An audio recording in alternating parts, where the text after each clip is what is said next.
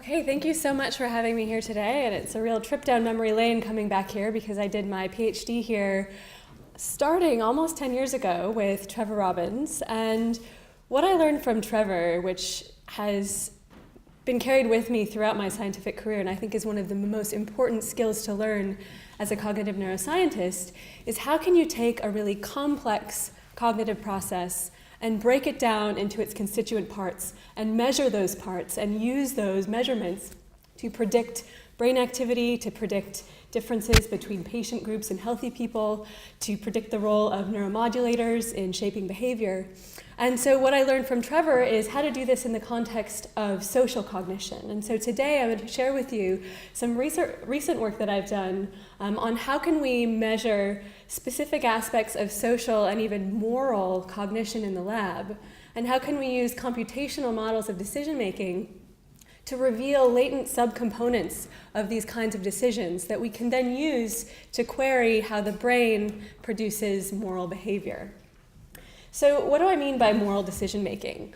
One of the most central aspects of moral decision making is being concerned about harm to others and placing a negative value on harm to others. And this process where we place a negative value on harming others is of course disturbed in many aspects of antisocial and criminal behavior that play a role in many psychiatric disorders and confer tremendous economic and psychological costs on society. So understanding how people make moral decisions, how people compute the cost of harming others is of critical importance, and I'm going to show some methods that we've been developing for actually measuring this in the lab.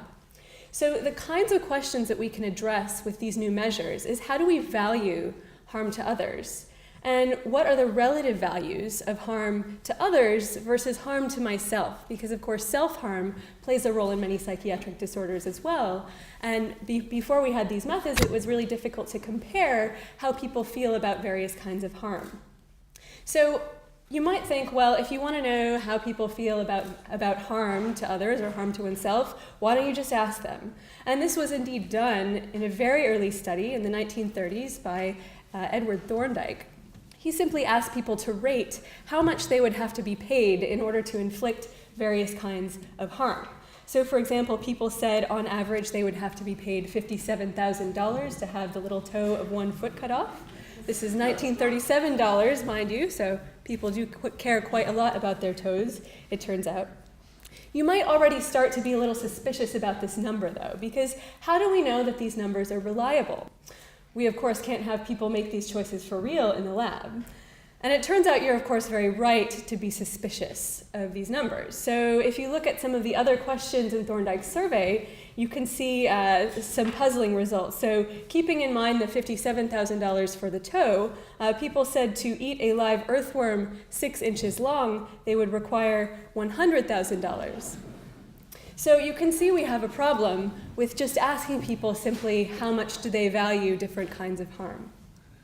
So in my lab, we've been taking a different approach. What we've been doing is we've developed a lab paradigm that allows us to quantify in a very precise way how people trade off money against pain in the form of moderately painful electric shocks that don't cause any lasting physical damage, but they are painful and people will sacrifice money in order to avoid these shocks. So if we think about this first question, how do we value harm to other people, and how does this compare to the way we value harm to ourselves? We can turn to the economic literature, which has looked in many, many studies, how do people value their own money compared to other people's money? And of course, these studies show time and time again that people care about their own money a whole lot more than they care about giving money to other people. And so these studies would then predict that people might care about other people's pain a little bit, but they would care about it far, far less than their own pain. Of course, we can think of another prediction that comes from studies of empathy. So we know that viewing other people in pain engages overlapping brain networks with those that respond to our own pain. And if people empathize with others, these regions show more overlap. So we might predict that people's value for harm to others might be the same as the value of harm to themselves to the extent they empathize with that other person. But of course, this perspective predicts that the value of harming another would never exceed the value of harming oneself. Finally, we can think about moral sentiments. We know that people dislike being responsible for harming others. We can turn to Adam Smith, who wrote about this a very long time ago, and he writes, "For one man to unjustly promote his own advantage at the loss or disadvantage of another is more contrary to nature than death, than poverty, than pain, than all the misfortunes which can affect him." Which is maybe a little bit of an exaggeration, but it captures the idea that we have moral sentiments, people feel guilty when they harm others, and this could lead some people, perhaps even a majority, to evaluate the cost of harming others as even greater perhaps than the cost of harming themselves.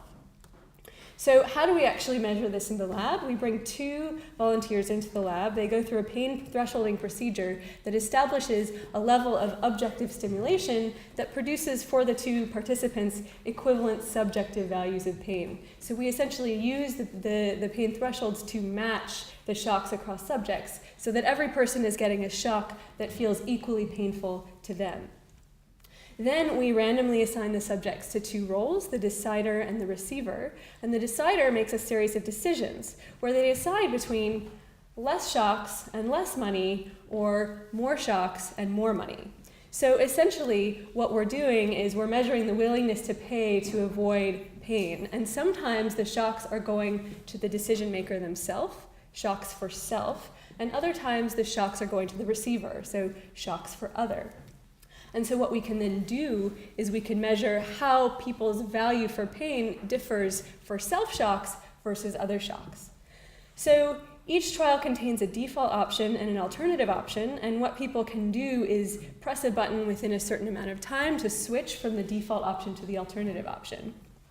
Half the time, the default option is worse than the alternative in terms of number of shocks, and the other half the time it's actually better, so it helps yourself or the other person.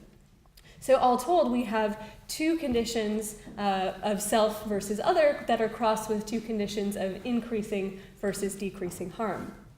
And what we can do is we can vary the amounts of shocks and money across a series of trials and then use the values of the choices in order to extract how much people care about pain for themselves versus another person. One of the trials actually gets randomly selected and implemented at the end, so the person getting the shocks actually receives those shocks, and the person who's making the decision gets the money for those shocks.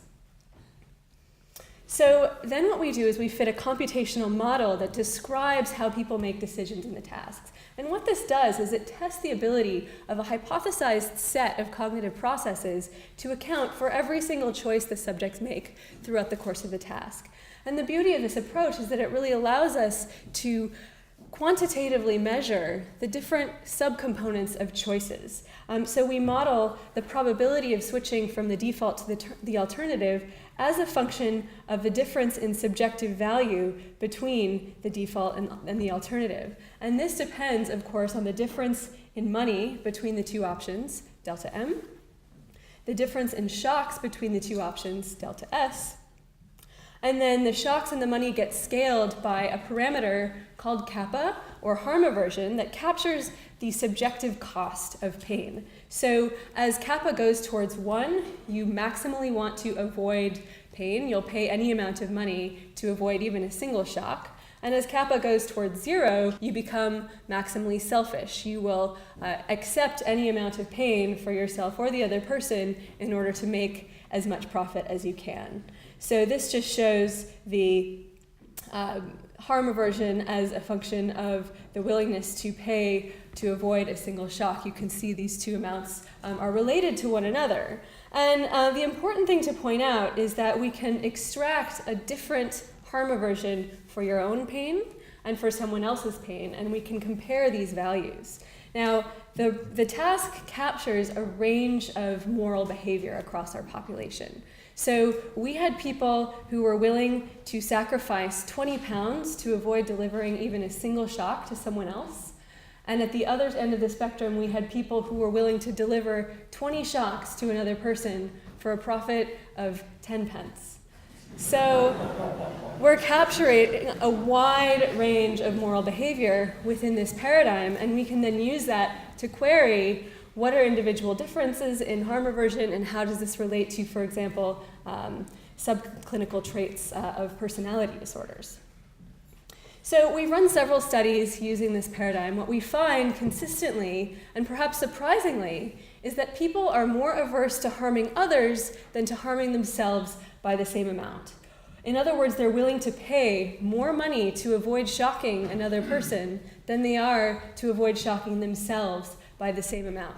Now, this is perhaps surprising to people from an economics background. I was quite heartwarmed by this finding. And we see this not only on average, but also if you just look at the individual people in the studies. If you take the difference between how much they'll pay to avoid shocking another and subtract how much they'll pay to avoid shocking themselves, you can see that the distribution of these preferences in the population is such that the majority of people are what we call hyper-altruistic, here in blue.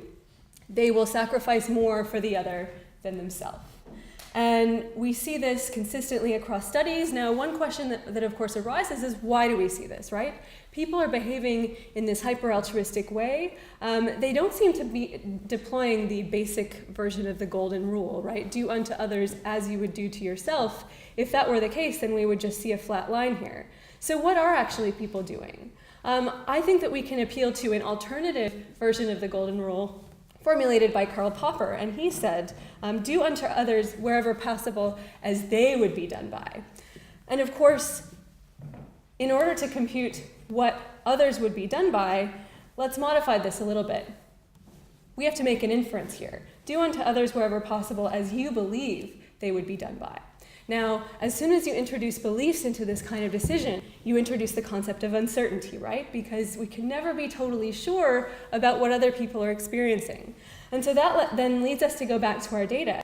And we can ask the question, is there anything in our data that supports the idea that maybe people are uncertain about how the others will feel, and this then leads them to behave in a moral way?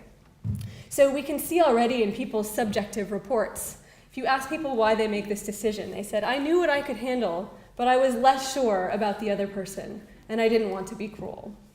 So the idea is that hyper-altruism could arise as a sort of moral risk aversion, where we're making decisions under uncertainty. We don't want to impose intolerable costs on the other person, so we err on the side of caution. Now, we can look to the data to see if there's anything that supports this. And one thing, of course, that we know is that when people are more uncertain, they're slower in their decision-making. So we can look to see, well, do people take longer to make decisions that affect others compared to decisions that affect themselves? And we do indeed see this, and in fact, the extent to which people are slower when deciding for others than themselves predicts this hyper-altruism, or paying more to avoid the other's pain. We can also go back to our model, and here I think is where the value of the computational approach really sells itself.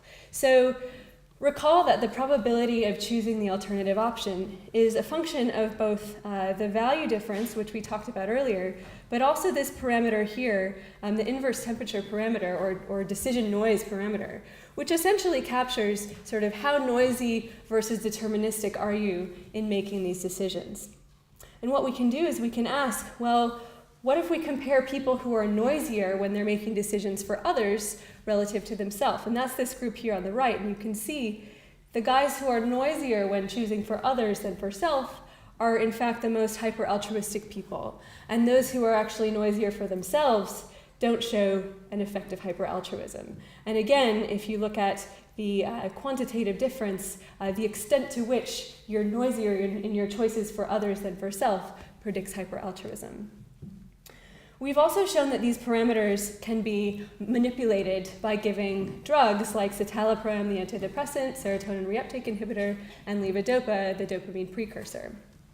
What we found is that citalopram actually increases how much money people are willing to pay to avoid harming both themselves and others. In fact, it basically doubles the amount of money that people are willing to pay to avoid harm. So it's a very large effect, and I think has this effect size because with the computational models, we're getting closer to the heart of what serotonin is actually doing in the brain, which involves the computation of value. On the other hand, levodopa has a very different effect on these decisions. So it doesn't really affect decisions about one's own pain, but it actually reduces the extent to which you care about the other, such that on placebo, we see this effect of hyper-altruism, pay more for others than for self, and this is eliminated by the drug. So the fact that both serotonin and dopamine systems are heavily involved in psychiatric disorders associated with antisocial behavior suggests that this paradigm could be promising for uncovering the mechanisms for why this behavior occurs. So just to wrap up, I'll talk about a few future directions where we're taking this. One is moral inference. So we've been talking about moral decisions. How do I compute the value of harm to others versus self? But what we can do is we can add another layer on top of this and use this framework to model not just how people make these decisions, but how we form representations of other people based on observing the decisions that they make. So if I see you being willing to deliver 20 shocks to someone else for a profit of 10p, I'm going to make an inference that you're not such a nice guy compared to someone who's willing to pay the 20 pounds to avoid the shock. And so we're modeling this within a Bayesian inference framework, and we're finding actually that the way that people learn and form representations of others based on observing their moral decisions actually correlates with subclinical personality disorder traits. And we're thinking of this as a potential biomarker for risk of personality disorder. And finally, of course, I've said a little bit about the neural mechanisms with respect to neuromodulators. We're also using neuroimaging with this framework. We're finding very interesting effects of corticostriatal networks in making decisions within this framework, and I can talk more about that in the questions if there's time. But I will just wrap up here and say thank you to the folks who helped collect this data and the Wellcome Trust who funded it.